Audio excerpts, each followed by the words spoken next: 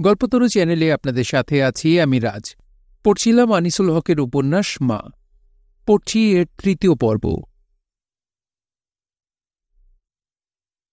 দশের মিষ্টি নিয়ে আজাদ স্কটনের বাসার সামনে নামে। কতদিন পরে এ বাড়িতে আসা হলো তার। এটা যে তাদের বাড়ি অনভ্যাসে সেটা মনেও হয় না এই কদিন।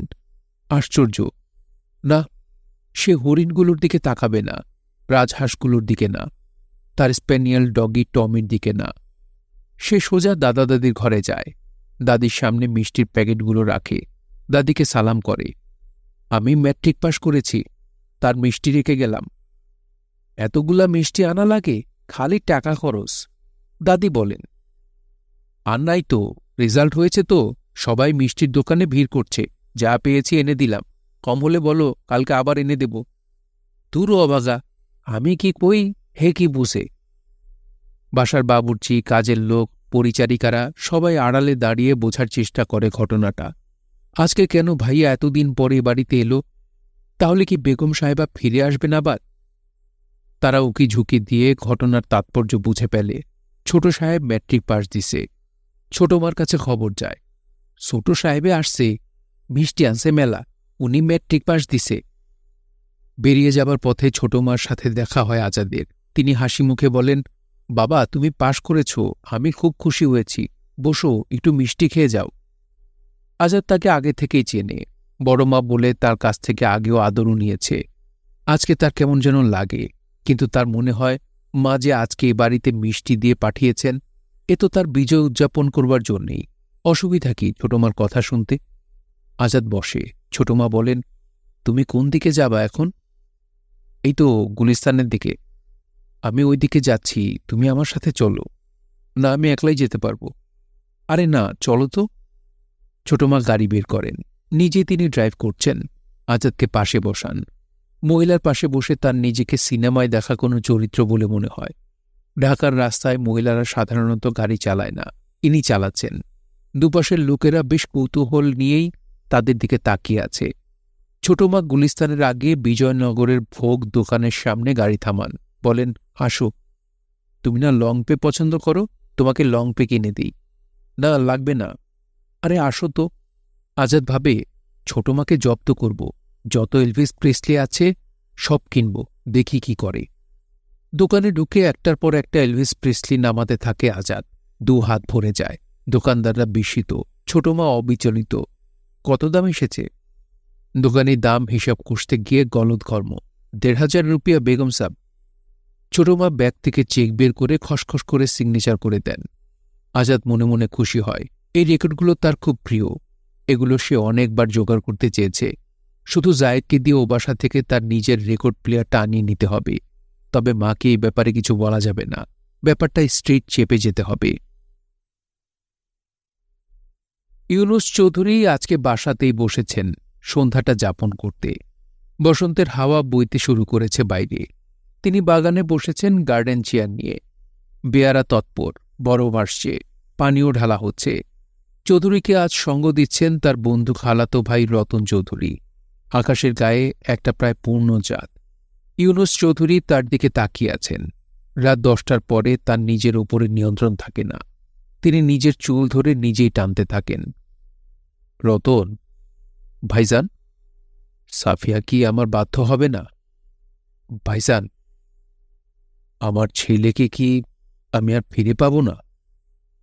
আপনার তো আরেকটা ছেলে হয়েছে ভাইজান, ছোট ভাবি তো মা হয়েছেন, কিন্তু আমার আজাদকে কি আমি পাব না? আজাদ তো আপনার আছেই ভাইজান, ও তো ম্যাট্রিক পাশ করেই এসেছিল। বাপকে কি কোনো ছেলে ভুলতে পারে? রক্তের টান, বংশের ধারা কোথায় যাবে? কিন্তু সারেঙের মেয়েটা কি আমার কথা শুনবে না? শুনবে, শুনবে। কবে? কোনো বাঘই তো প্রথমে বশ মানে না। সার্কাসের বাঘের কথা বলছি। বাঘকে ধরে ইলেকট্রিক পাওয়ারওয়ালা চাবুক দিয়ে ভয় দেখানো হয়, আঘাত খেয়ে খেয়ে তারপর বাঘ বশ মানে। But when will she give in? Today or tomorrow? তোমার টুডে কবে আসবে? টুমোরো। তোমার টুমোরো কবে আসবে? The day after tomorrow. ভাইজান, এক কাজ করেন, ফরাশগঞ্জের বাসা থেকে ওদের উৎখাত করে দেন। বলো কি, আজাদ আমার ছেলে না? আজাদকে বলেন এ বাসায় এসে থাকতে। সাফিয়াও তো আমার ওয়াই, তাকেও তো আমরা এ বাসায় এসে থাকতে বলছি। তুমি বলছো বাসা থেকে তাড়িয়ে দিলে তারা নরম হবে? অবশ্যই, তেজ কমে যাবে। কিভাবে তাড়াবো? আজাদ তো রিভলভার নিয়ে আমায় মারতে আসবে। ছেলেটা একদম মা নেওটা হয়েছে, আনলাইক মি। আপনার বাবা মাও তো আপনার সাথেই আছে, আপনি তাদের যথেষ্ট ভক্তি করেন। করি, জন্মদাতা বাপ, জন্মদাত্রী মা, না করে পারবো? কিন্তু সে তো বাপ মানে না। মানে, তবে মাকে বেশি মানে। শোনো, আই এম এ জমিন্দার ফ্রম বিক্রমপুর। আমার টাকা আছে, আমার পাওয়ার আছে, আমার মেয়ে মানুষ থাকবে, থাকবে না? জি। জমিদারের মেয়ে মানুষ থাকত কিনা? হক সাহেব তো জমিদারি রাখল না, কৃষক প্রজাপার্টি করল। এখন হক সাহেব কোথায়? ওয়ার ইজ হি নাও? ভাইজান আর খাবেন না, উঠেন। আরে, নাইট ইজ স্টিল ইয়ং, বসো বসো। ভাবি রাগ করবেন? কেন করবে? সে জেনে শুনে আমার কাছে এসেছে। শোনো, আজাদকে বলে দাও সে জমিদারের ছেলে, তারও চালচলন হবে জমিদারের মতো। সে তো জমিদারের ছেলে না, সে ইঞ্জিনিয়ারের ছেলে। কিসের engineer? I am no more engineer. Then you are a businessman, সদাগর। আপনার ফিউচার নেচার তার রক্তে যাবে কেন? বুর্জোয়ারাও ধোয়া তুলসী পাতা নয়। ক্যাপিটালিজম মানে হচ্ছে পাপ। তুমি পাপী, আমি পাপী। আপনি পাপী, আমি না। কি? চোপ শালা! আয়ুব খানের পাকিস্তানে কোনো পাপ নাই? No wine, no crime. চোপ শালা! এই, শালা বলবি না। গার্ডেনের চেয়ার উল্টে পড়ে, গেলাস কাত হয়ে গড়িয়ে পড়ে মাটিতে। দুজন দুজনকে জড়িয়ে ধরে চোপ শালা বলে চলেন। বেয়ারা কিংকর্তব্য বিমূঢ় হয়ে দাঁড়িয়ে থাকে। চাঁদের নিচ দিয়ে মেঘেরা এমনভাবে উড়ে যাচ্ছে, মনে হচ্ছে চাঁদটায় দৌড় ধরেছে। বাগান জুড়ে নানা মৌসুমে ফুলের সুঘ্রাণ। দুজন মধ্যবয়স্ক লোক গালাগালি ছেড়ে এখন গলাগলি করে দাঁড়িয়ে আছে। আজাদ আয়ে পড়ার জন্য ভর্তি হয় সিদ্ধেশ্বরী কলেজে। কলেজে পড়ে, নাচ কিংবা গুলিস্তান হলে ছবি দেখে, বন্ধুদের সঙ্গে আড্ডা দেয়। সে খুবই ভক্ত এলভিস প্রিসলির। ছোটবেলা থেকেই খুব কমিক্স পড়ে। বড় হতে হতে সাহিত্যের প্রতি তার আগ্রহ জন্মে। প্রচুর উপন্যাস পড়েছে, বাংলা উপন্যাস, ইংরেজি উপন্যাস। এর মধ্যে মিলস অ্যান্ড বুন থেকে শুরু করে পেঙ্গুইন ক্লাসিক্স, লরেন্স থেকে টলস্টয়, দস্তয়েভস্কি পর্যন্ত, বঙ্কিম থেকে শরৎচন্দ্র, রবীন্দ্রনাথ। সিনেমা দেখতে গেলে তার সঙ্গী হয় জায়েদ, অন্য বন্ধুরাও হয় কখনো কখনো, তবে তার আশ্চর্য লাগে বড়লোক বন্ধুদের। আজাদের ফরাশগঞ্জের বাড়িতে চলে আসার পর তার অনেক বড়লোকের ছেলে বন্ধু তাকে এড়িয়ে চলে, যেন তার সঙ্গে মিশলে তাদের জাত চলে যাবে। আশ্চর্য তো। জায়েদের মা নাই, তারা পাঁচটা বাচ্চা এই বাড়িতেই থাকে। সাফিয়া বেগমকেই সব দেখাশোনা করতে হয়। তাদের খাওয়া দাওয়া, পড়াশোনার খরচের ব্যাপার আছে। সাফিয়া বেগমকে একটু একটু করে গয়না বিক্রি করে টাকা পয়সা জোগাড় করতে হয়। এর মধ্যে আজাদ বাবার কাছ থেকে মাসোহারা পায়। মাসে মাসে টাকাটা ওঠাতে যায় জায়েদ। জায়েদও স্কুলে যায়, লেখাপড়া করে, তবে পড়াশোনার দিকে তার তেমন মনোযোগ নাই। একদিনের ঘটনা, বাসায় চাল নাই। হঠাৎ রাতে চাল শেষ হয়ে গেছে। রাতের বেলা আজাদের আরেক খালা এসেছে, আরও অতিথি এসেছে। অতিরিক্ত রাধা হয়ে গেছে, কিন্তু কেউ খেয়াল করে নাই সকালবেলা চাল কিনতে হবে, রেশনের দোকানে যেতে হবে। আজাদের মার কাছে নগদ টাকা নাই। রেশনটা না তুললে আবার দোকান থেকে বেশি দাম দিয়ে কিনতে হবে, আর না হলে দুপুরে আজকে হাঁড়ি উঠবে না চুলায়। আজাদের মা বলেন, জায়েদ, কি করি বলতো? জায়েদ বলে, আমার কাছে কিছু টাকা জমানো আছে, আমি রেশন নিয়ে আসি। আপনি পরে দিয়ে আম্মা। তাহলে তাই কর। জায়েদের কিন্তু ভরসা আজাদ। আজাদের কাছে হাত খরচের টাকা আছে, সেখান থেকে ধার নিতে হবে, তবে সেটা আম্মাকে জানানো যাবে না। চৌধুরীর টাকা শুনলে আম্মা সেই টাকার কেনা অন্য স্পর্শ করবেন না। জায়েদ গিয়ে ধরে আজাদকে, দাদা, কিছু টাকা ধার দেও তো। কত? দেও না। কি করবি, সিনেমা দেখবি? না, বাজার সদাই করব। আচ্ছা চল, এক জায়গায় টাকা পাই, তুলে আনি। আজাদ আর জায়েদ বের হয়। আলী নামে এক লোকের কাছে আজাদের মাসোহারার টাকা থাকে, সেখান থেকে কিস্তিতে কিস্তিতে টাকা তোলা হয়। তবে এই মাসের শেষ কিস্তির টাকাটা আলী ঠিকমতো দেয় নাই, জায়েদকে অযথা ঘোরাচ্ছে। আলী বসেছিল গদিতে, আজাদকে দেখে তটস্থ হয়। এই চেয়ার দে, আরে মুছে দে, ভাইয়া বসেন, কি খাবেন? চা নাই, লেমনেড খাবেন? টাকাটা দাও, জায়গা। 100 টাকা পাওয়া যায়। নিয়ে আজাদ আর জায়েদ বের হয়। সদরঘাট থেকে বাংলা বাজার, বটগাছটার নিচে একটা বড় বইয়ের দোকান। হিউবার্ট নামে একটা অ্যাংলো ইন্ডিয়ান এটা চালান। আজাদকে দেখেই তিনি গুড মর্নিং বলে ওঠেন। আজাদও গুড মর্নিং বলে সম্ভাষণের জবাব দেয়। নয়া বই আসিয়েছে স্যার, হিউবার্ট বলেন। আজাদ বই দেখায় মগ্ন। কিসব ইংরেজি বই। জায়েদ বইগুলিতে কোনো মজা পায় না। দাদা যাইবা না? চলো। যা তুই, ওই হোটেলে মাটন কাটলেট ভাজতেছে, খেয়ে আয় যা, নে টাকা নে। জায়েদ তো খুশিতে লাফাতে লাফাতে বাতাসের আগে আগে ছুটে যায়। এদিকে আজাদ বইয়ের মধ্যে মজা পেয়ে গেছে। সে একটার পর একটা বই নামাচ্ছে। একটা মোটা ছবিওয়ালা বই পেয়ে সে পাগলের মতো খুশি হয়। দেখেন তো এই কয়টার দাম কত হয়? দাম 100 টাকা ছাড়িয়ে যায়। আচ্ছা তাহলে এটা বাদ দেন, এখন দেখেন। আজাদ একটা বই বাদ দিয়ে বাকিগুলো এগিয়ে দেয়। 104, হিউবার্ট বলেন। আজাদ পকেট হাতড়ে খুচরো বের করে দাম মিটিয়ে দেয়। জায়েদ আসে। আজাদ তার হাতে বইয়ের বোঝা ধরিয়ে দিয়ে বলে, দে জায়গা, দেরি হয়ে যাচ্ছে। তারা বাসায় ফেরে রিকশায়। জায়েদ বইগুলো দাদার ঘরে নামিয়ে দেয়, তারপর বলে, টাকা দাও। কিসের টাকা? রেশন আনুম না। ও, রেশনের টাকা? কত লাগে? 50 টাকা দাও। অত টাকা তো এখন নাই। আরে এখনই না পাইলা? হাতে করে কি আনলি? বই। বই কিনতে টাকা লাগে না? এত টাকার বই তুমি আনলা? তুই তো বেটা বই আনলি, দেখলি না কত ভারী। অন আজকে রেশন না আনলে তো ল্যাপস হয়ে যাইব। আরে কিসের ল্যাপস হইব? কালকে আনিস। আজকা খাইবা কি? চাউল নাই। দোকান থেকে 2 সের চাউল কিনে আন। টেবিল ক্লথটার নিচে দেখ খুচরো পয়সা আছে। ঝাড় ঝাড়, দেখলি? নে, আজকের দিনটা পার কর, কালকের চিন্তা কাল। খুচরা পয়সা একসঙ্গে করে কম টাকা হয় না। জায়েদ বলে, চলব, কিন্তু তোমার মতন পাগল দেখি নাই। চাউল কেনার টাকা জোগাড় কইরা কেউ বই কিনে? আজাদ হাসে। আর তুই কি করেছিস? চাউল কেনার টাকা দিয়ে কাটলেট খেয়েছিস, ছি। জায়েদ লজ্জা পায়। সে দোকানের দিকে দৌড় দেয়। আজাদ হাসে, কিন্তু তার বুকের মধ্যে একটা সূক্ষ্ম বেদনাও যেন সূচের মতো ফুটছে। আজকে মাকে চাউল কেনার টাকার কথাও ভাবতে হচ্ছে, অথচ মার নামে এই ফরাসগঞ্জের বাড়িটা, ওই স্কাটনের বাড়িটা। পৃথিবীটা কি একটা নাকরদোলা?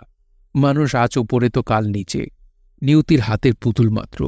তাদের মেট্রিকের বাংলা ব্যাকরণে একটা সমাস পড়তে হয়েছে, রাজভিখিরি। যিনি রাজা তিনি ভিখিরি, বা রাজা হইয়াও যিনি ভিখিরি। তার মা কি তাই? যিনি রানী তিনি ভিখিরিনী।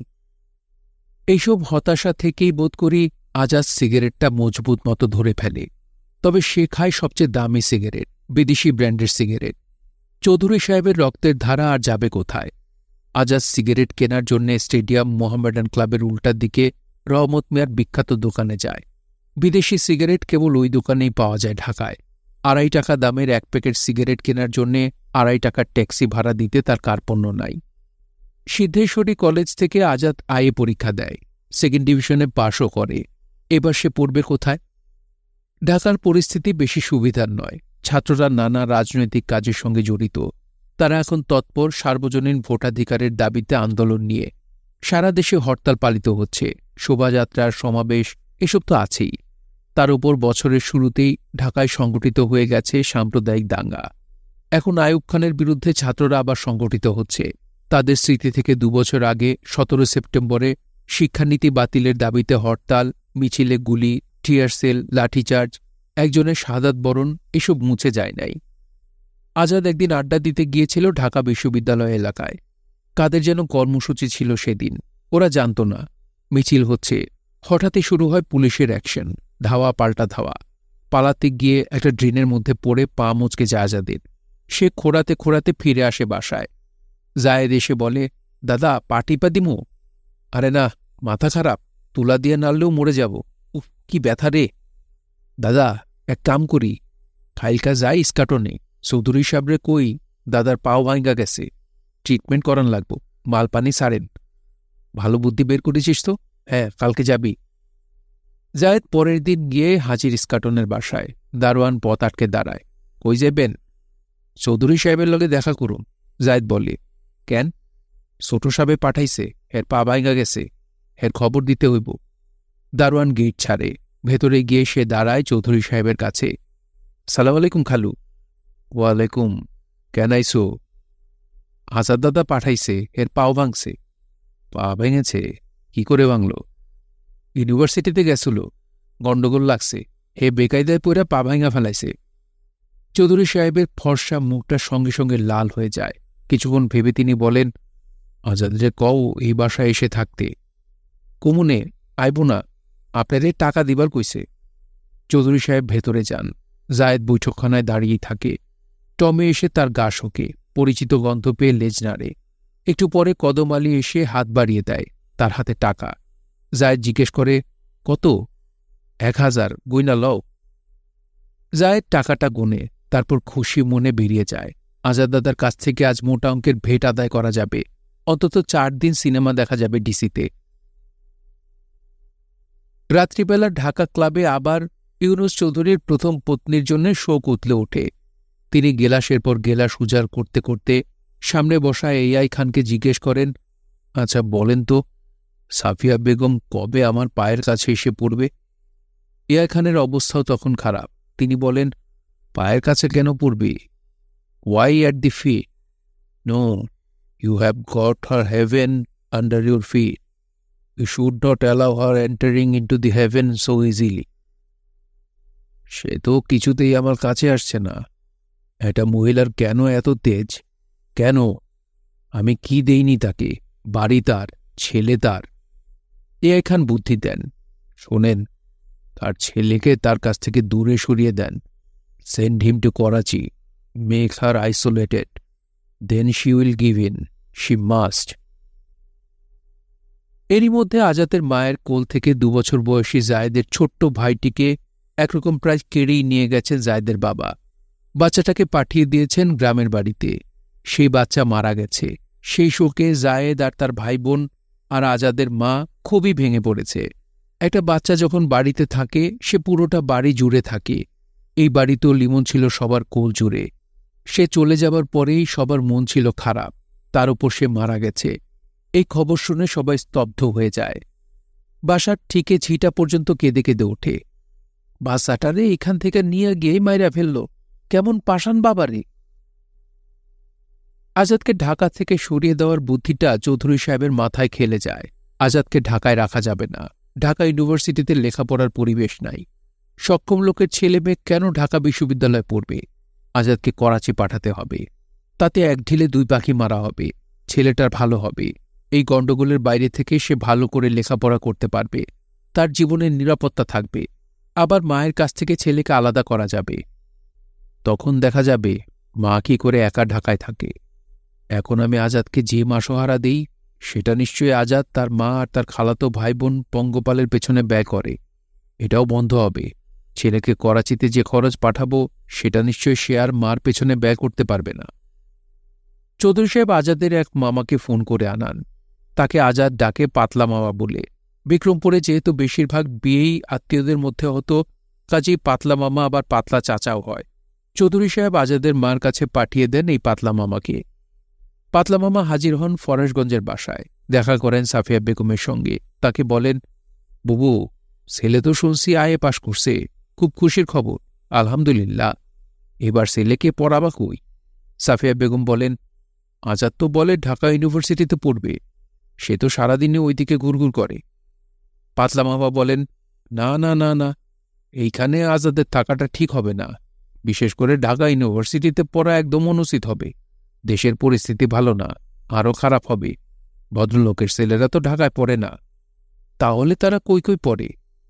আজাদের মার চোখে মুখে উদ্বেগ। পাতলা মামা একটা পানের খিলি মুখে পুড়ে বুড়ো আঙুলে চুন লাগিয়ে সেটা নিজের জিভে লাগান। তারপর আঙুলে লেগে থাকা চুনের অবশিষ্টটা গোপনের টেবিলের নিচে মুছতে মুছতে বলেন, করাচি, ভদ্রলোকের ছেলেরা পড়ে করাচিতে। সাফিয়া বেগমের মুখটা সঙ্গে সঙ্গে অন্ধকার হয়ে পড়ে। এই কথা তার প্রতি একটা চ্যালেঞ্জ। করাচিতে ছেলেকে পাঠিয়ে তিনি একা একা কি করে থাকবেন? আর খরচই বা আসবে কোত্থেকে? পাতলা মামা বলে চলেন, করাচিতে পড়ার খরচ যা লাগে তা তো আজাদের বাবার কাছ থেকেই আদায় করা যাবে। আপনি আজাদের বাবার কাছ থেকে দূরে সরে আসছেন, তাই বলে তো বাবার উপর থেকে আজাদের হক চইলা যায় না। আর মাসের হাত খরচ ওর বাবা ওরে যা দেয় তা একটু বাড়ায় দিলে তো আজাদের করাচির খরচ হইয়া যায়। আজাদের মা তার ভাইয়ের এই প্রস্তাবটা গুরুত্বের সঙ্গে গ্রহণ করেন। আসলে এখানে থাকলে আজাদের লেখাপড়া হবে না, এমনিতে তার বন্ধুবান্ধব বেশি, তাদের সবার স্বভাব চরিত্র যে একরকম তা নয়। তার উপর আবার দেশের যা পরিস্থিতি, ঢাকা বিশ্ববিদ্যালয়ে অগ্নিগর্ভ হয়ে আছে, ছেলেকে করাচি পাঠানোই ভালো। তিনি বলে ওঠেন, পাঠাতে পারলে তো খারাপ হতো না, কিন্তু আমার পক্ষে কারো কাছে কোনো সাহায্য চাওয়া সম্ভব না। তাইলে আমি অ্যারেঞ্জ করি, পাতলা মামা বলেন। চৌধুরী এতে আপত্তি করবে বইলা মনে হয় না। পাতলা মামা আজাদের করাচি যাওয়ার সব ব্যবস্থাই পাকাপোক্ত করে ফেলেন। আজাদের পাতে ভাত তুলে দিচ্ছেন মা। আজাদ ভাতের দলা ভাঙছে। মা বলেন, দুপুরে খেয়েছিস কই? খেয়েছি পপুলার হোটেলে। হোটেল মোটেলে খেয়ে পেটে গ্যাস্ট্রিক বানাবি? তিনি ছেলের পাতে শাক তুলে দিতে দিতে বলেন, না রোজ খাই না তো। লেবু দিয়ে শাক দিয়ে ভাতটা মেখে খা, শাকের মরিচটা একটু ডলে নে। ঝাল খেতে পারি না। তাহলে হোটেলের লাল ঝোল খাস কেমন করে?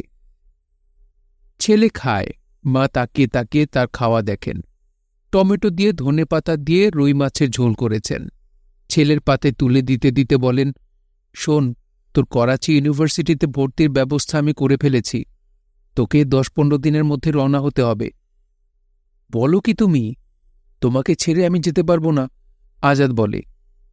কয় কি পাগলে, তোকে যেতেই হবে।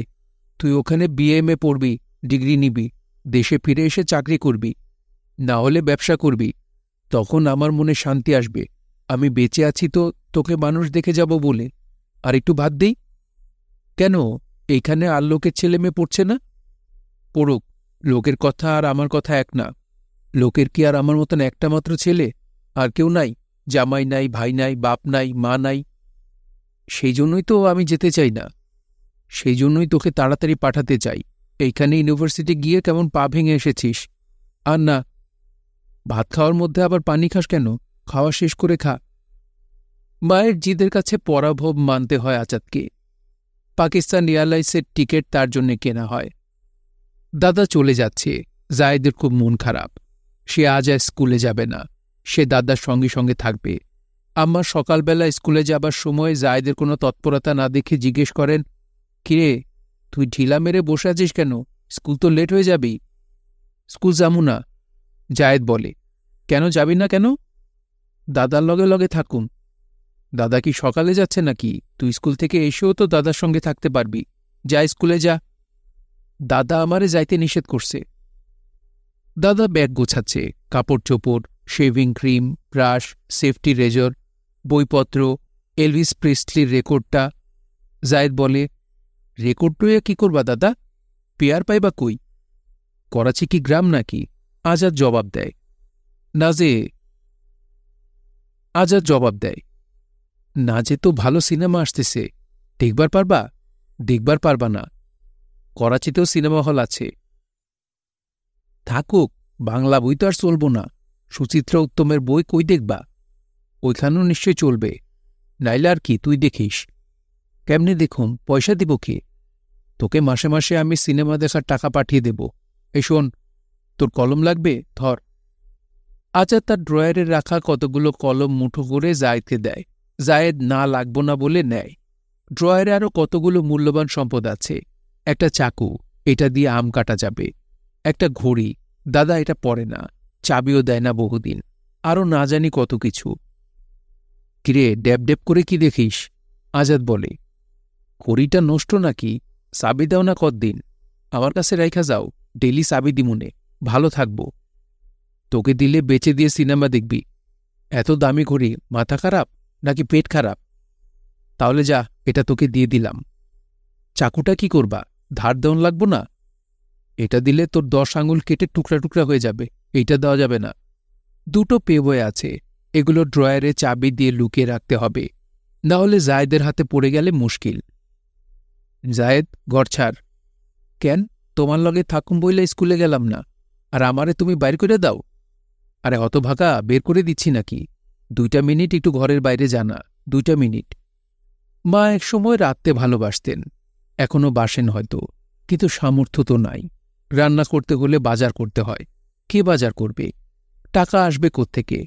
কিন্তু আজকে মা অনেক কিছু রাঁধতে বসে গেছেন। ছেলে তার যা কিছু খেতে ভালোবাসে তার সব। পোলাওয়ের চেয়ে তার সাদা ভাত পছন্দ বেশি, ইলিশ মাছ সর্ষে দিয়ে, চিংড়ির মালাইকারি, গরুর মাংস ভুনা, মুরগির দো পেঁয়াজা, একটু আলু ভর্তা, 2টো বেগুন ভাজি, মুসুরের ডাল। আহা, ছেলে আজ তার দূরে চলে যাচ্ছে। এটা তো শুধু পড়তে কমাস কি কদিনের জন্য চলে যাওয়া নয়, এ হলো জীবন থেকে চলে যাওয়া।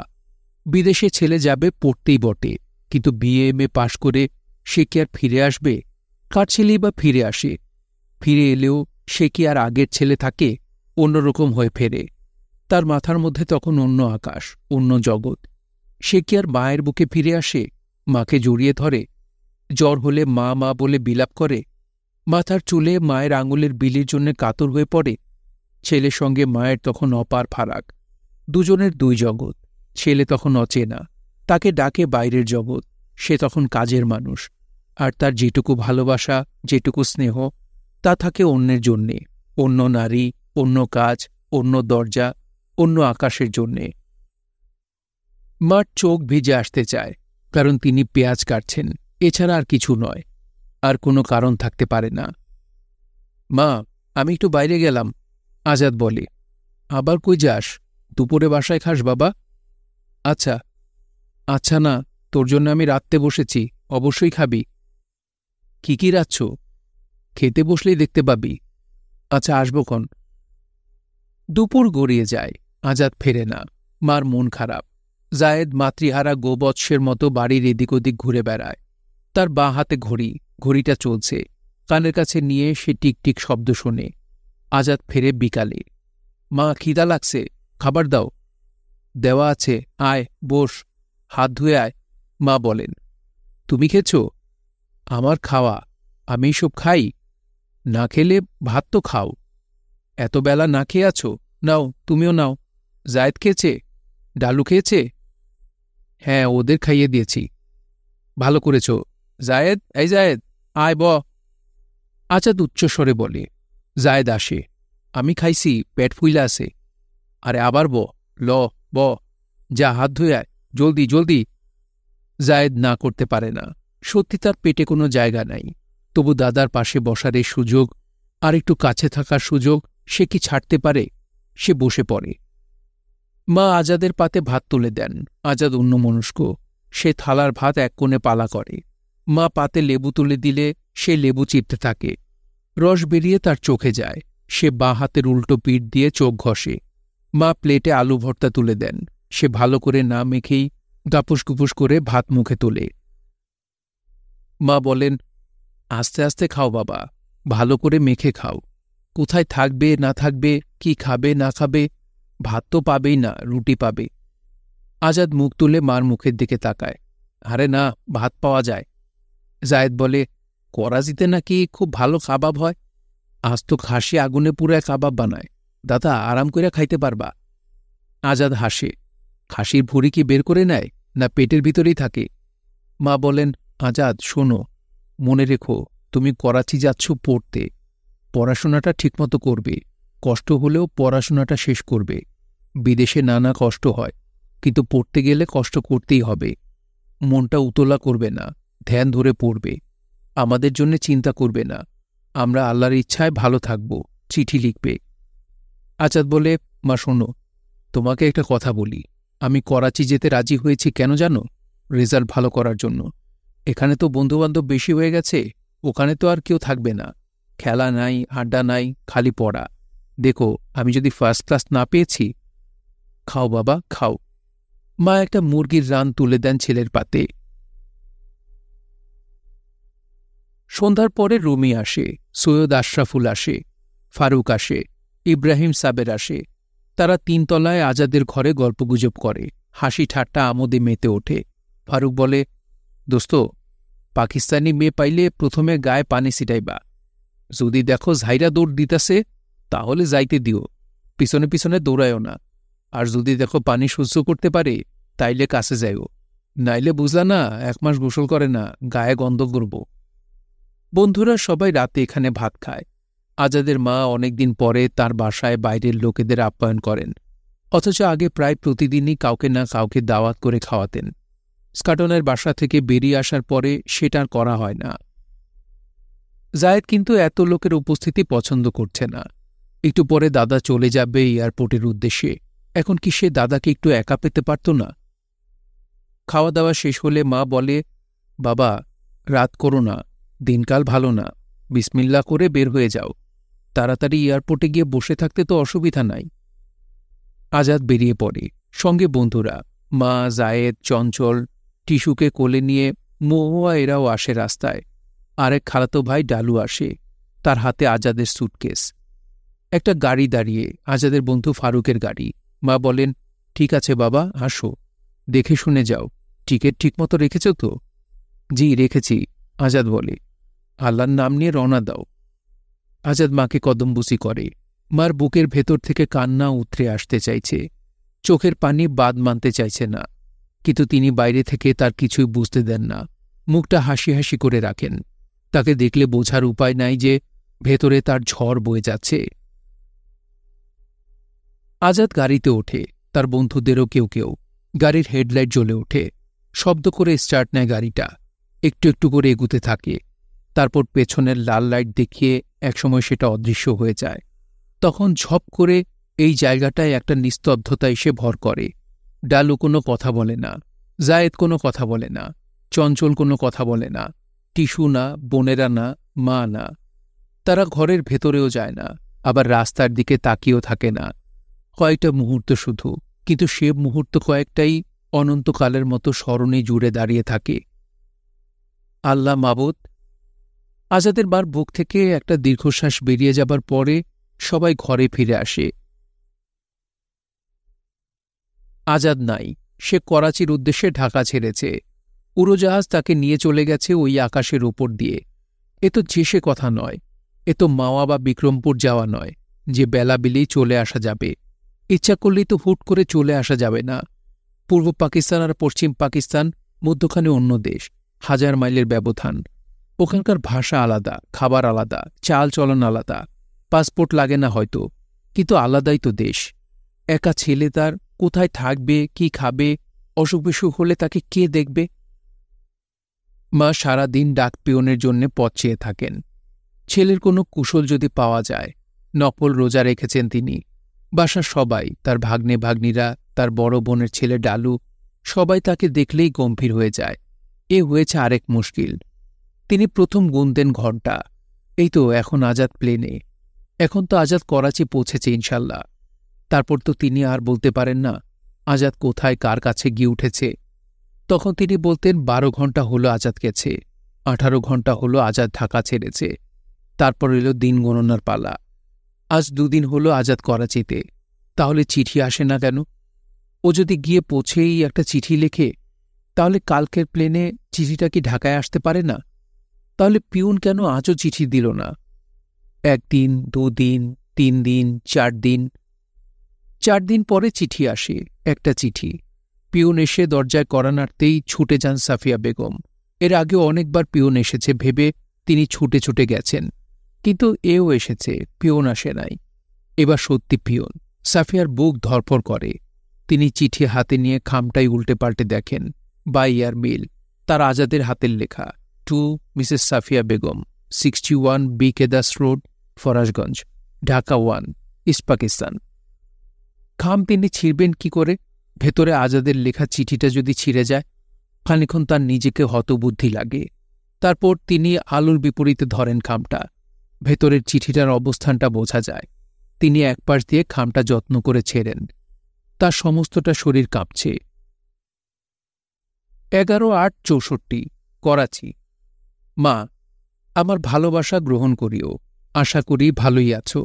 আমি সুস্থভাবেই করাচি পৌঁছেছি। এয়ারপোর্টে ডল দাদা এবং তার 2 বন্ধু ছিল। এখন আমি প্যালেস হোটেলে আছি। গতকাল ইউনিভার্সিটিতে গিয়েছিলাম। ইউনিভার্সিটি করাচি শহর থেকে 15-20 মাইল দূরে। হোস্টেল দেখলাম ভালোই, কিন্তু খুব কড়া।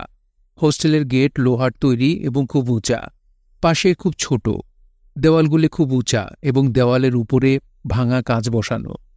এখন সকাল 8টা বাজে।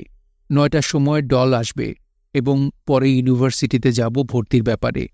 যা হোক, আমার জন্য তুমি চিন্তা করো না। তুমি নিজ স্বাস্থ্যের প্রতি যত্ন নিও। এখন আর সময় নেই, পরে আরও চিঠি লিখে সব জানাবো। আশীর্বাদ করো যেন আমার আকাঙ্ক্ষা পূর্ণ হয়। ইতি, তোমার আজাদ। এই ঠিকানায় চিঠি দিও।